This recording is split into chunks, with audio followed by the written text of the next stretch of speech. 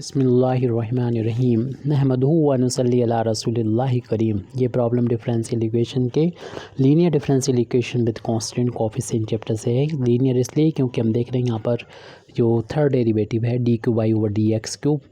और या first derivative है d y over d x, इसमें पावर इसकी 1 है उन दोनों की, और ये ऑर्डर 3 है तो लीनियर है क्योंकि पावर इनकी 1 है और इनका आपस में मल्टीप्लिकेशन भी नहीं हो रहा है, ना ही वाई और ना इसके डेरिवेटिव का आपस में। ये प्रॉब्लम है solve d cube y over d x cube plus a square D y over d x is equal to sine A x. इसमें कॉन्स्टेंट कोफिशिएंट इसलिए क्योंकि यहाँ पर d y over d x का कोफिशिएंट ए स्क्वायर है और इसका coefficient नहीं लिखा तो 1 होगा, तो दोनों कॉन्स्टेंट हैं, तो इसलिए हमने इसको बोला है linear differential equation with constant coefficient. इस प्रॉब्लम को सॉल्व करने के लिए सबसे पहले तो हम इसको डी नोटेशन में लिखेंगे। हम लोग जानते हैं कि जो डी ओवर डी एक्स होता है इसको हम कैपिटल डी से डिनोट करते हैं, और d two y over d x square को डी स्क्वायर से, और यहाँ पर d cube over d x cube है तो डी क्यू से डिनोट करेंगे। इस तरीके से हमारे जो गिवन डिफरेंशियल इक्वेशन होगा इस तरीके से लिखा जा सकता है, डी क्यूब वाई प्लस का A square D Y is equal to sine A X, और यहाँ से हम अगर वाई को राइट हैंड साइड में बाहर ले लेते हैं तो हमारे पास बचेगा डी क्यूब प्लस का A square D Y is equal to sine A X. और फिर हम यहाँ पर डी को दोनों में से ऑपरेटर को कॉमन भी ले सकते हैं क्योंकि यहाँ पर कांस्टेंट कोफिशिएंट है, इसलिए डी को कॉमन लिया जा सकता है। डी स्क्वायर प्लस का ए स्क्वायर आ जाएगा, y is equal to sine A x. अब इस बार में डिफरेंशियल इक्वेशन आ चुकी है,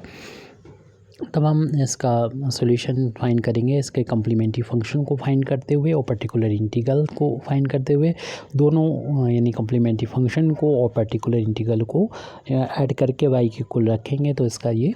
वाई एक्स की फॉर्म में जो है इसका कंप्लीट यानी जनरल सॉल्यूशन हमको मिल जाएगा। तो इसलिए सबसे पहले इसका कम्प्लीमेंट्री फंक्शन हम लोग फाइंड करते हैं। तो कम्प्लीमेंट्री फंक्शन फाइंड किया जाता है इसकी एक्सिलरी इक्वेशन से। तो इस डिफरेंशियल इक्वेशन की एक्सिलरी इक्वेशन इट्स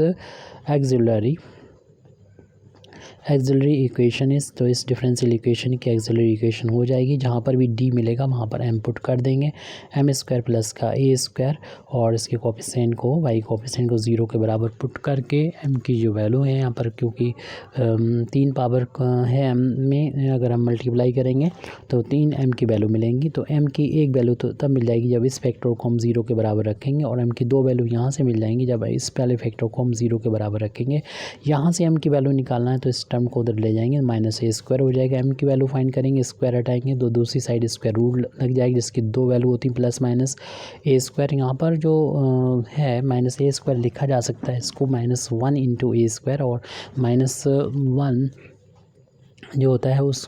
आयोटा कहलाता है, और ए स्क्वायर स्क्वायर रूट से बाहर होगा, ये आ जाएगा। तो एम की यहाँ पर 2 वैल्यू इमेजिनरी वैल्यू आई है, प्लस आई है और माइनस आई है, जो कि एक दूसरे के कॉन्जुगेट है। तो एम की वैल्यू अगर प्योर इमेजिनरी कॉन्जुगेट की फॉर्म में हो तो कम्प्लीमेंट्री फंक्शन की वैल्यू को हम इस तरीके से लिखते हैं, C1 cos से यहाँ पर आई का जो कोफिशिएंट है ए इसमें इंडिपेंडेंट वेरिएबल से मल्टीप्लाई कर देंगे, C2 साइन के साथ में भी यही आ जाएगा, ए एक्स आ जाएगा एंगल। अब हमें इसका पर्टिकुलर इंटीग्रल की वैल्यू को फाइंड करना है जो कि 1/, में यहाँ पर जो डिफरेंशियल इक्वेशन मिला था, इक्वेशन नंबर 1 डाला था हमने, इसको y का जो कोफिशिएंट है डी का फंक्शन उसको यहाँ पर अपान में कर देते हैं, डी और डी स्क्वायर प्लस का ए स्क्वायर, और राइट हैंड साइड में जो इक्वेशन में लिखा है ये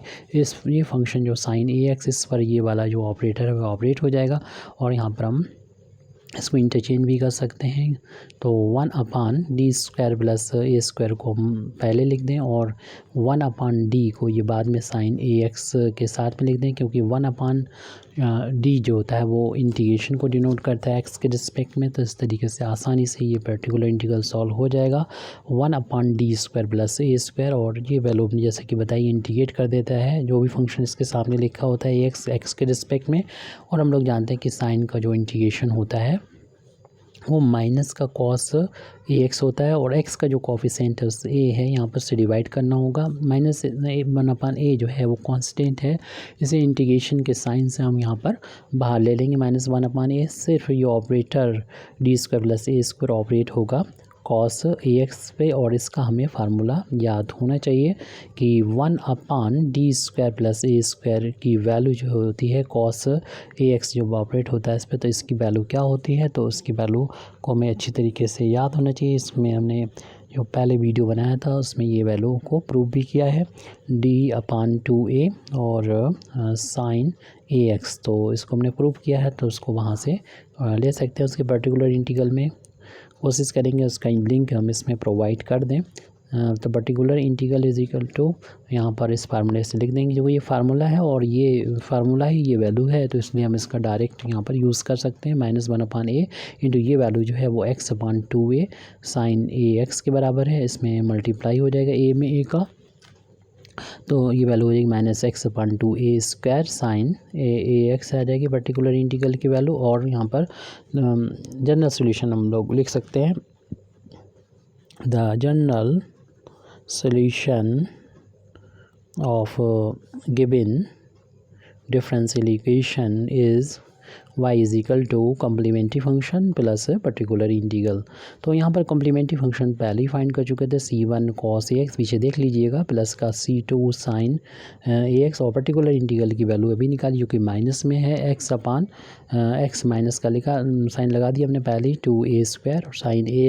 ax। इस तरीके से हमारी ये प्रॉब्लम सॉल्व हो जाती है। Thank you very much Indeed for listening me व आखिर दावाना अल्हम्दुलिल्लाहि रब्बिल आलमीन।